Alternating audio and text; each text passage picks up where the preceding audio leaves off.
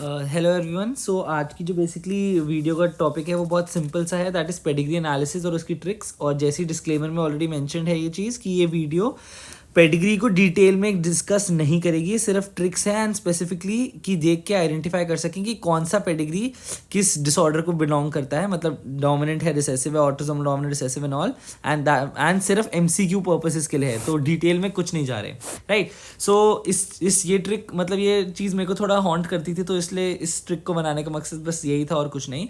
So basically बहुत simple चीज़ है। हम लोग दो चीज़ों को, हमारे को नॉर्मली पता है हमारे पास 4 बेसिक कैटेगरी ऑफ डिसऑर्डर्स हैं। हम मतलब और डिफिकल्ट वाले हो सकते हैं, लेकिन बेसिकली 4 बेसिक कैटेगरीज हैं: autosomal dominant, autosomal recessive, x link dominant and X link recessive, right. ये हमारे को ऑलरेडी पता है कि ऑटोसोम्स जो होते हैं दे आर द डिसऑर्डर्स जो बेसिकली आपके एक्स और वाई को इफेक्ट नहीं करते, बाकी सारे क्रोमोसोम्स को इफेक्ट करते हैं, right. Whereas X link dominance and X link disorders are those which affect the X and Y chromosomes, right. So ये बेसिक डिफरेंस है, ये सबको पता है। सो बेसिकली हमारे पास जो ट्रिक है वो ट्रिक इस पर रिजॉल्व करती है कि हम लोग डिफ्रेंशिएट करेंगे डोमिनेंट वर्सेज रिसेसिव, ठीक है। ये चीज़ को डिफ्रेंशिएट करेंगे, ठीक है। हमारा मेन गोल यही है, इसको डिफ्रेंशिएट करना। और and we will also differentiate autosomal versus X link, ठीक है। इसको डिफ्रेंशिएट करेंगे हम लोग कैसे, एक छोटा सा वेरी सिंपल सा फ्लो चार्ट बनाएंगे, इसमें सब कुछ खत्म हो जाएगा। और इस ट्रिक को फॉलो करने के लिए जो 2 स्टेप बोल रहा हूँ बस वो 2 स्टेप करोगे, कभी भी कोई भी फ्लो चार्ट, मतलब ये कभी भी कोई भी ये पेडिग्री एनालिसिस पे क्वेश्चन गलत नहीं होगा। पहला क्वेश्चन, जब भी कोई भी पेडिग्री फ्लो चार्ट कभी भी दिखेगा, सबसे पहला क्वेश्चन है कि स्किपिंग ऑफ जनरेशंस हो रहा है कि नहीं हो रहा। स्किपिंग ऑफ जनरेशंस कभी हो रहा है, मतलब कि जब हम फ्लो चार्ट देखते हैं, पेडिग्री का पूरा देखते हैं, तो हम देखते हैं कि क्या हर जनरेशन में क्या एक भी बंदे को डिजीज है कि नहीं, ठीक है। स्किपिंग ऑफ जनरेशंस का मतलब कि या तो स्किपिंग ऑफ जनरेशन हो रहा है, स्किपिंग ऑफ जनरेशन नहीं हो रहा है, ठीक है। स्किपिंग ऑफ जनरेशन नहीं हो रहा का मतलब हर बंदे को, मतलब हर बंदा ने, मतलब थ्रू आउट 3 जनरेशन, अगर suppose 3 generation pedigree flow chart है तो तीनों जनरेशन में किसी ना किसी एक बंदे को डिजीज तो है। हम डिजीज की बात कर रहे हैं, हम कैरियर की बात नहीं कर रहे, ये बात भी ध्यान रखना, डिजीज होना चाहिए, ठीक है। So skipping of generation is actually hallmark of recessive disorders. तो सबसे पहली बात तो हम यही रूल आउट कर लेंगे, 50% आंसर हमारे पास यही आ गया कि अगर स्किपिंग ऑफ जनरेशन किसी भी पेडिग्री में हो रहा है, that means that disorder is recessive. अगर स्किपिंग ऑफ जनरेशन किसी भी डिसऑर्डर में नहीं हो रहा तो logically that will become dominant, ठीक है। ये लॉजिक से भी तुम समझ सकते हो कि डोमिनेंट है, दैट मीन्स एक एलील बी प्रेजेंट होगा तब भी उस बंदे को वो डिसऑर्डर हो जाएगा। तो that is why in dominant disorders कभी भी स्किपिंग ऑफ जनरेशन नहीं होता है।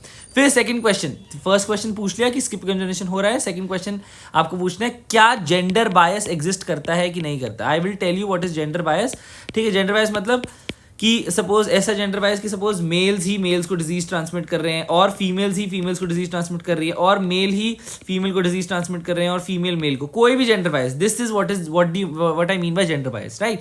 सो मैं बताता हूँ क्या जेंडर बायस एग्जिस्ट करता है नहीं करता। यहाँ पे भी सेम क्वेश्चन पूछना है कि क्या जेंडर बायस एग्जिस्ट करता है नहीं करता। सिंपल, अभी लॉजिकली अगर जेंडर बायस एग्जिस्ट करेगा that means it has to do something with the X chromosome, तभी तो जेंडर बायस आया। That is why it is X linked, और हमने ऑलरेडी ऊपर रिसेसिव लिख रखा है तो it is X link recessive. Similarly gender bias exist नहीं करता that means it is autosomal, और ऊपर क्योंकि रिसेसिव लिख रखा है तो ऑटोसोमल रिसेसिव। फिर से सेम चीज, जेंडर बायस है तो दैट मीन्स एक्स लिंक, और ऊपर डोमिनेंट लिख रखा है तो डोमिनेंट। जेंडर बायस नहीं है दैट मीन्स ऑटोसोमल, और ऊपर डोमिनेंट लिखा है तो ऑटोसोमल डोमिनेंट। तो that is how you actually this, believe me that this tricks absolutely works, और ये कर करके मतलब हो चुके हैं।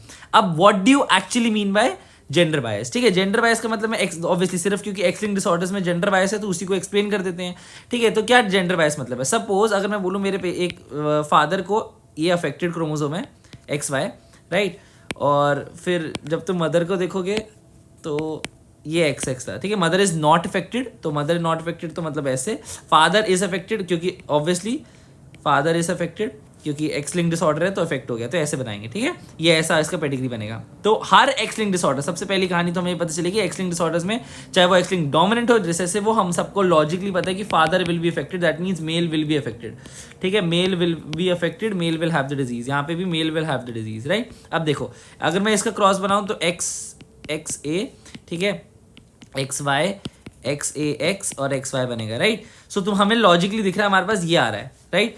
दैट मीन्स फीमेल से लिंक है, मेल्स को डिसऑर्डर नहीं होने वाला, पहली बात तो मतलब father can not transmit to father in X link disorder, तो ये बात तो काम खत्म हो गई। अब हम फीमेल्स में देखते हैं।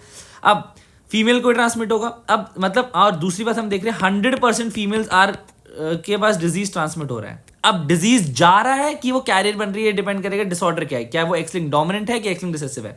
अगर डिसऑर्डर एक्स लिंक रिसेसिव है दैट मींस इसको दोनों को अबनॉर्मल होना पड़ेगा, तभी फीमेल में डिसऑर्डर आएगा, डिजीज आएगा। ठीक है, तो अगर ये एक्स लिंक रिसेसिव है तो 100% फीमेल्स विल बिकम कैरियर्स, ये ध्यान रखना।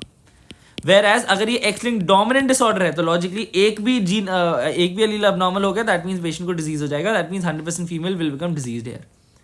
ठीक है, तो बस यही, this is what is gender bias.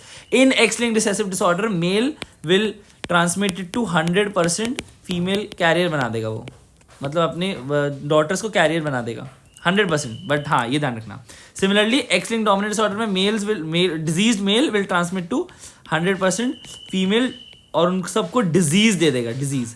This is the simple difference, right, this is the simple difference और कुछ डिफरेंस नहीं है। तो मतलब 100% तो दोनों में जाना है, एक में फीमेल्स कैरियर बनेंगी, दूसरे में फीमेल डिजीज बनेगी, राइट। पांचवा जो इसका एग्जांपल होता है that is what is mitochondrial inheritance, जो इनमें से किसी भी फ्लो चार्ट को फॉलो नहीं करता है। माइटोकॉन्ड्रियल अपना ही गेम खेल रहा है। माइटोकॉन्ड्रियल क्या कहता है, माइटोकॉन्ड्रियल सिंपल से एक भाषा कहता है, ठीक है, वो कहता है पहली बात, ये डिसऑर्डर जो है वो क्यों इस फ्लो चार्ट को फॉलो नहीं करता है, वो बहुत सिंपल रूल है। पहली बात, उसमें जेंडर स्किपिंग प्लस माइनस होती है, ठीक है, सर जेंडर स्किपिंग जो आपका जनरेशन स्किपिंग होती है वो प्लस माइनस होती है। दैट मीन्स कि कभी कभार यू सी जनरेशन स्किपिंग, कभी कभार you don't see generation skipping, तभी वो इस फ्लो चार्ट में आता ही नहीं है। तो हम इस फ्लो चार्ट को मतलब जो इस फ्लो चार्ट को फॉलो नहीं करता दैट इज माइटोकॉन्ड्रियल। वो है क्या बताता हूँ, बहुत सिंपल। मदर, माइटोकॉन्ड्रियल एम से एम, एम से मदर, ठीक है, हमें पता है माइटोकॉन्ड्रियल से मदर के थ्रू होती है। So mother will give it to 100% of their children. This is the differentiating point. Children को देगा, not males, not females. Mother will give it to all the children. तो अगर suppose ये mother है और ये father है, तो mother is diseased और वो अपने सारे चिल्ड्रन को दे देगा, चाहे वो मेल हो फीमेल हो कोई फर्क नहीं पड़ता, सबके सब इफेक्टेड होंगे। This is a very simple mitochondrial inheritance है, बस और कुछ नहीं है। तो हमारे पास 5 मेन कैटेगरी ऑफ डिसऑर्डर्स हैं, जल्दी से इसको एक्चुअली में देख लेते हैं।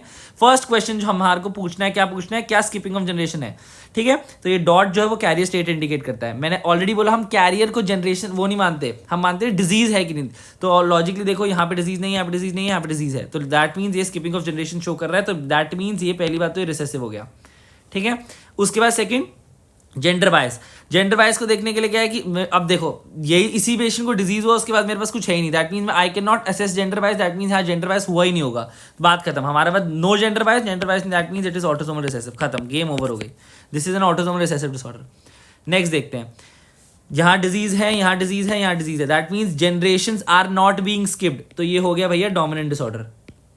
दूसरा, अब देखते हैं हम लोग क्या यहाँ जेंडर बायस, अगर किसी भी गलती से भी यहाँ कहीं से भी जेंडर बायस आ गया किसी भी जनरेशन में, तब भी हम मान लेंगे हाँ जेंडर बायस एग्जिस्ट करता है। तो ये देखो कि ये है male is transmitting to 100% females, ये तो हमने अभी देखा था मेल्स, ठीक है, males transmitting to 100% females, that mean gender bias exist करता है, it is X link dominant, खत्म, ये तो ऑलरेडी बोल दिया, ठीक है। फिर से देखते हैं क्या है, इस जनरेशन भी है, इस जनरेशन में, that mean this is also dominant disorder, क्योंकि सारी जनरेशन इन्वॉल्व है। क्या यहाँ कोई जेंडर बायस है, आई can not see any gender bias, क्योंकि तुम देखोगे यहाँ मेल्स हैं, फीमेल को जा रहा है, ठीक है, और मेल को जा रहा है, फिर ये मेल जो है वो फीमेल मेल दोनों को दे रहा है, कोई फर्क नहीं पड़ता, that means it is autosomal dominant, there is no gender bias, खत्म, ठीक है।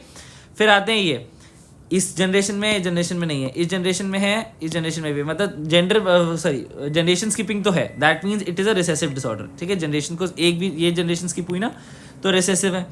अब जेंडर बायस देखना है, अब तुम देख रहे हो मेल मेल मेल यही चल रहा है, ठीक है।